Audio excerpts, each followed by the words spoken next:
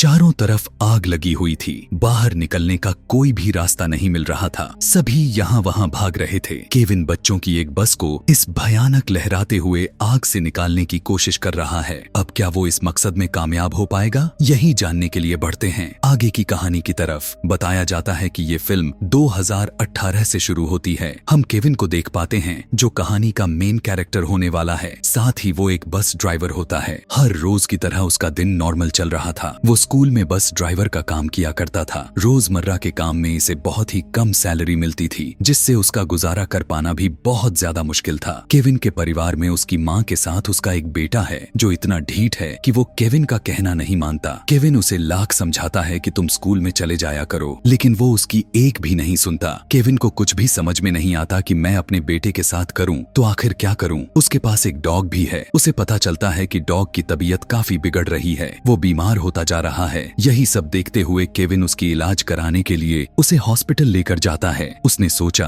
कि जब मुसीबत आती है तो चारों तरफ से ही आना शुरू हो जाती है। इंसान बुरी तरह से फंस जाता है, लेकिन फिर भी वो अपनी हिम्मत बनाए रखता है। अगले दिन वो फिर से बस लेकर स्कूल जाता है, जहाँ वो बस में बच्चों को बैठाया और उन्हें स्कूल छोड़ देता है। अभी हम जिस जगह को देख रहे हैं वो दरअसल कैलिफोर्निया का पैराडाइज नाम का शहर है, जहाँ पर आमतौर पर मौसम सूखा और गर्म रहता है। पहाड़ों के ऊपर हम बिजली के खंभों को देखते हैं। यहाँ पर एक टावर के बिजली के तार के अंदर कुछ शॉर्ट सर्किट हो जाता है, जिस वजह से चिंगारियां घास के ऊपर गिर जाती हैं। अब क्योंकि मौसम पूरी तरह सूख कर कड़क हो चुकी थी, जिस वजह से घास भी सूख चुकी थी, इसीलिए चिंगारी की वजह से उस घास के अंदर आग लग जाती है। ये आग बहुत ही तेजी के साथ जंगल की तरफ बढ़ने लग जाती है, जिस तरफ पूरा का पूरा पैराडाइज शहर मौजूद था। जितने भी लोग शहर के अंदर थे, उन्हें आने वाले खतरे के बारे में बिल्कुल भी पता नहीं था। अब केविन स्कूल में बच्चों को छोड़ देता है, जिसके बाद उसने अपने बस को वहां से गैराज में लेकर जाना था ताकि वो बस को ठीक करवा सकें। इधर जंगल में भी आग काफी तेजी से फैल चुकी थी। कुछ पुलिस वाले आग को नोटिस कर लेते हैं और फायर ब्रिगेड वालों को फौरन इस बारे में खबर कर देते हैं। जहां पर फायर ब्रिगेड वाले आते तो हैं, लेकिन उन्हें पता चलता है कि इतनी बड़ी आग पहाड़ के ऊपर लगी हुई है और वहां तक पहुंचना थोड़ा मुश्किल है। लेकिन फिर भी वो अपनी हिम्मत नहीं हारते और किसी तरह दूसरे रास्ते से पहाड़ के ऊपर जाने की कोशिश करते हैं। लेकिन कुछ वर्कर्स थे जो इसी आग में फंस जाते हैं। इधर हम केविन को भी देखते हैं जो स्कूल बस को लेकर यहाँ से गैराज की तरफ जा रहा था। उस आग के बारे में अभी तक कोई भी जानकारी नहीं हुई थी कि तभी घर से उसे उसकी माँ का कॉल आता है। वो बताती हैं कि तुम्हारा बेटा उल्टी किए जा रहा है और उसे हॉस्पिटल लेकर जाने की बहुत ही ज्यादा जरूरत है। तब केविन कहता है कि परेशान होने की जरूरत नहीं है, मेरे पास बस है और मैं किसी मेडिकल स्टोर से दवाइयाँ लेकर आ रहा हूँ। इसीलिए वो गैराज की तरफ न जाकर सीधा मेडिकल की तरफ निकल पड़ा, क्योंकि उसे अपने बेटे की भी जान बचानी थी। अब शहर के अंदर खड़े होकर यह धुआं साफ साफ देखा जा सकता था। उन्हें पता चलता है कि हवा भी हमारे तरफ ही चल रही है, यानी कि आग बहुत ही जल्द तेजी के साथ शहर तक पहुंच जाएगी। पुलिस वाले एक जगह पर इकट्ठा होकर इस बात का पता लगाने की कोशिश करते हैं कि आखिर ये आग लगी कैसे, क्योंकि अमेरिका के अंदर आग लगना एक नॉर्मल हादसा माना जाता है, लेकिन आग इतनी ज्यादा तेजी के साथ बढ़ना ये कुछ सही नहीं लग रहा था। कुछ आग के ऊपर तो इसी टाइम काबू पा लिया गया था जो छोटी मोटी आग थी, लेकिन इस एरिया के आग के ऊपर अभी तक कोई भी कंट्रोल नहीं था। पुलिस वालों को पता चल जाता है कि वहां पर बिजली की लाइंस लगी हुई हैं और जब आग की चिंगारियां आई थीं, हवाओं का फुल जोर भी था और बिजली को बंद भी नहीं किया गया था और इसी वजह से आग लगी थी। जल्द ही वहां पर बिजली के डिपार्टमेंट के कुछ लोग भी आ जाते हैं। फायर ब्रिगेड वाले उन पर काफी गुस्सा करते हैं कि तुम्हें पता नहीं था कि इतनी तेज हवा चल रही है, तुम्हें बिजली को काट देना चाहिए था। फायर ब्रिगेड के बातों के बाद डिपार्टमेंट के सारे बिजली को बंद कर देते हैं, क्योंकि उन्हें पता है कि इस तरह के हादसे और ज्यादा हो सकते हैं। तभी हम एक ऑफिसर को देखते हैं जो FBI में है। वो फायर ब्रिगेड वालों को बताता है कि मैं आग में फंसा हुआ हूँ, लेकिन यहाँ पर कुछ घर हैं जिनके अंदर आग लग चुकी है। उन घरों को मदद की जरूरत है, इसीलिए वो खुद भी यहाँ पर लोगों की मदद करता था। और ये वो घर थे जो जंगल के आसपास में बने हुए थे, इसीलिए वो कुछ लोगों को अपनी ही गाड़ी में बैठा लेता है और उनकी जान बचाकर यहाँ से लेकर चला जाता है। अब फायर ब्रिगेड वालों को यह पता चल जाता है कि ये आग बहुत ही देर से जल रही थी और काफी दूर तक अभी और भी फैलती जाएगी। कम से कम 5 किलोमीटर का इलाके को अपने चपेट में ले चुकी है।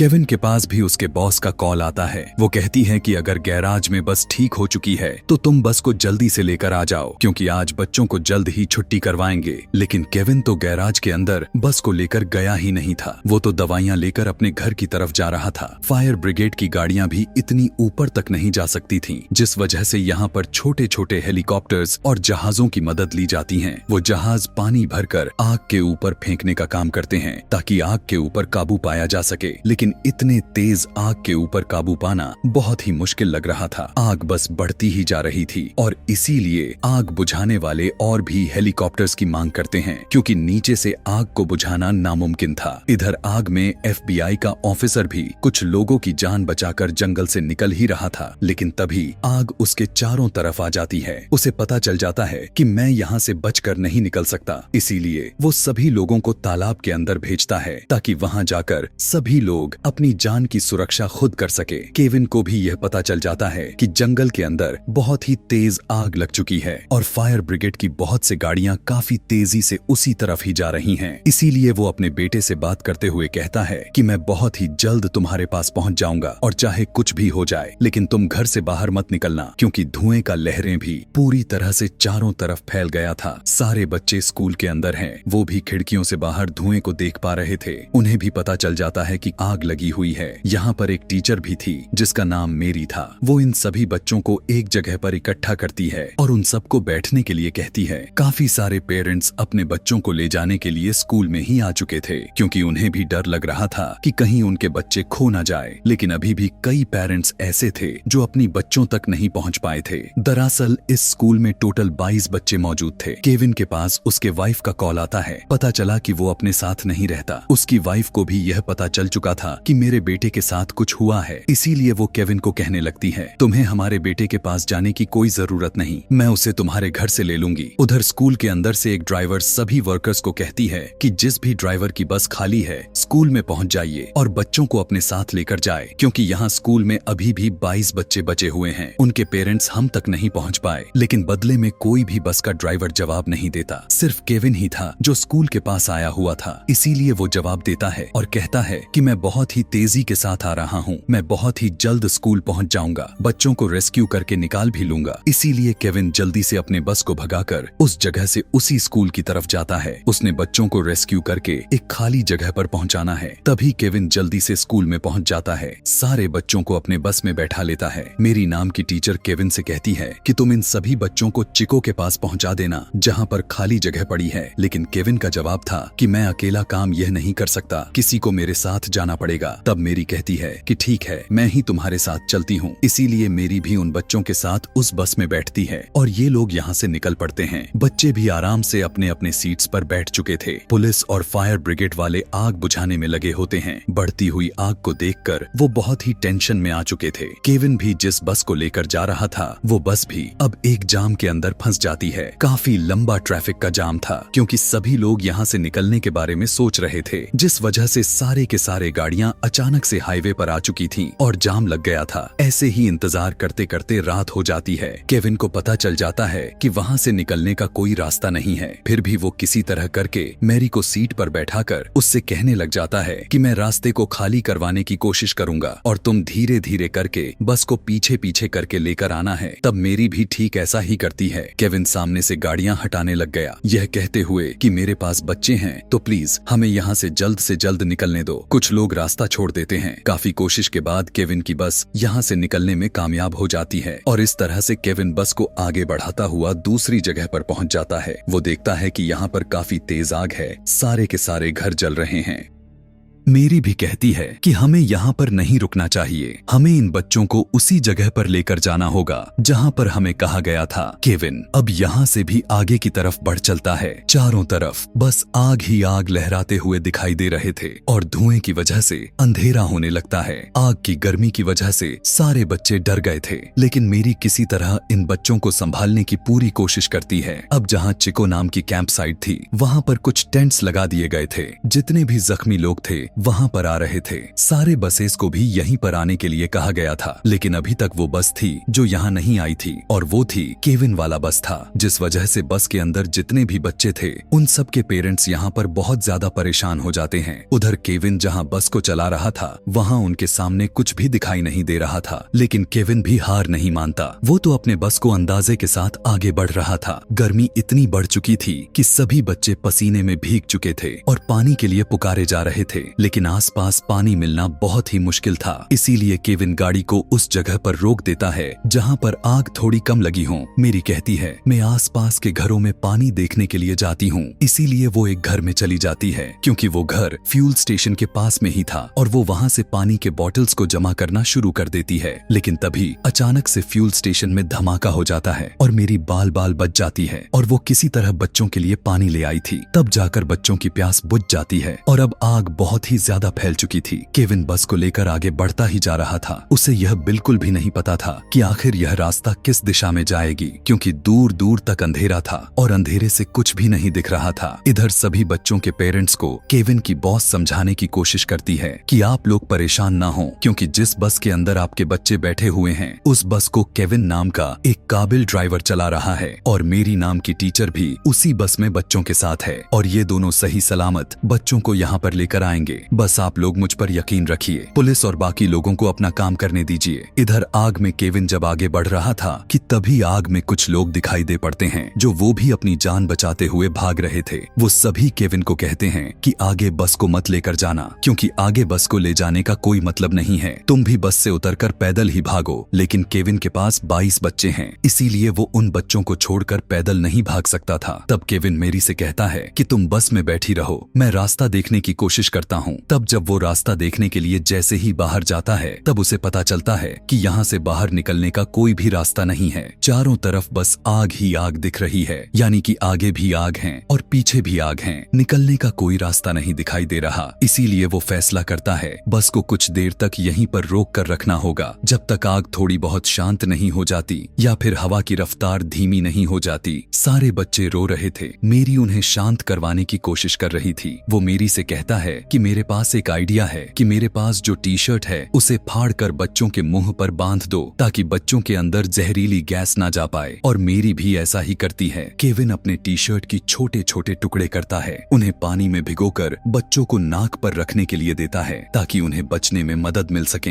पुलिस वालों की हिम्मत भी अब जवाब देने लग गई थी। उन्हें पता चल जाता है कि इतने बड़े आग पर काबू पाया नहीं जा सकता, क्योंकि ये पूरी की पूरी आग छोटे से एरिया में ना फैलकर पूरे शहर में लग चुकी है। ना तो इसे हेलीकॉप्टर्स या फिर जेट की मदद से बुझाया जा सकता था, और ना ही फायर ब्रिगेड की गाड़ियों से। इसीलिए वो फैसला कर लेते हैं कि हमें सिर्फ एक ही चीज पर फोकस करना होगा, वो है लोगों की जान बचाना। फायर ब्रिगेड के जो बड़े ऑफिसर्स होते हैं वो मीडिया के सामने भी यही बयान देते हैं कि किसी को भी टेंशन लेने की कोई जरूरत नहीं है। जितने भी लोग या बच्चे आग के अंदर फंसे होंगे हम उन्हें सुरक्षित तरीके से निकाल लेंगे। इधर आग के अंदर केविन और मेरी एक दूसरे से बातें करने लग जाते हैं और अपने अपने दुख शेयर करने लग गए, क्योंकि दोनों को लगता है कि शायद अब उनका आखिरी वक्त आ चुका है। लेकिन तभी थोड़ी ही देर बाद उन्हें एहसास होता है कि आग बिल्कुल पास आ पहुंची है। फौरन केविन बस से नीचे उतरकर आसपास लगी हुई आग को बुझाने की कोशिश करने लग गया, पर हवा बहुत ही तेज चल रही होती है, इसीलिए आग बुझने का नाम ही नहीं लेती।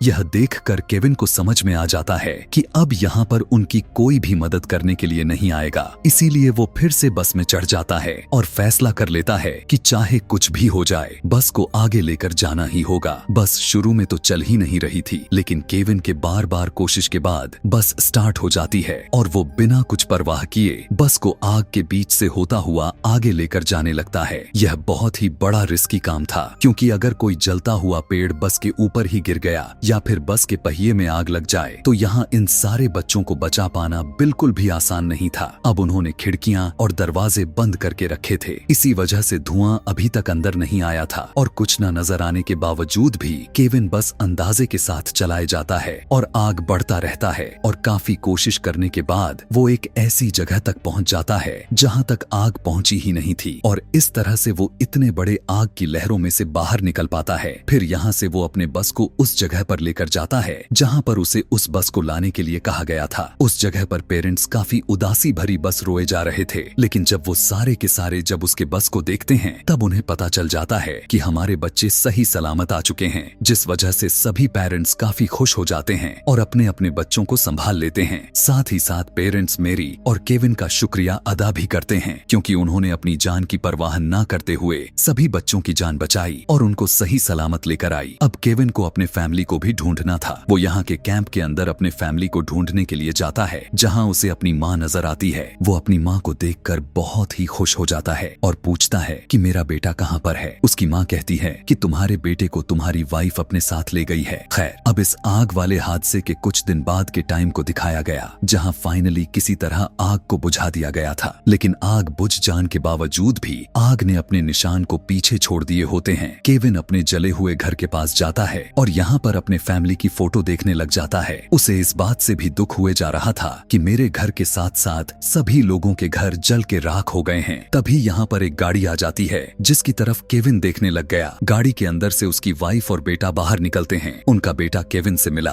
और दोनों बाप बेटा सही सलामत हैं, जिसकी वजह से काफी खुश हो गए। केविन के वाइफ को भी अपनी गलती का एहसास था और ये तीनों फिर से एक साथ रहने का फैसला कर लेते हैं, क्योंकि इतने बड़े हादसे से वो लोग गुजरे थे। उन्हें काफी मुश्किल का सामना करना पड़ा था, जिस वजह से उनको अपने फैमिली की अहमियत और एक साथ ना रहने का कितना बड़ा नुकसान होता है यह समझ आ चुकी थी। और इसी के साथ ही यह मूवी भी यहीं पर खत्म हो जाती है।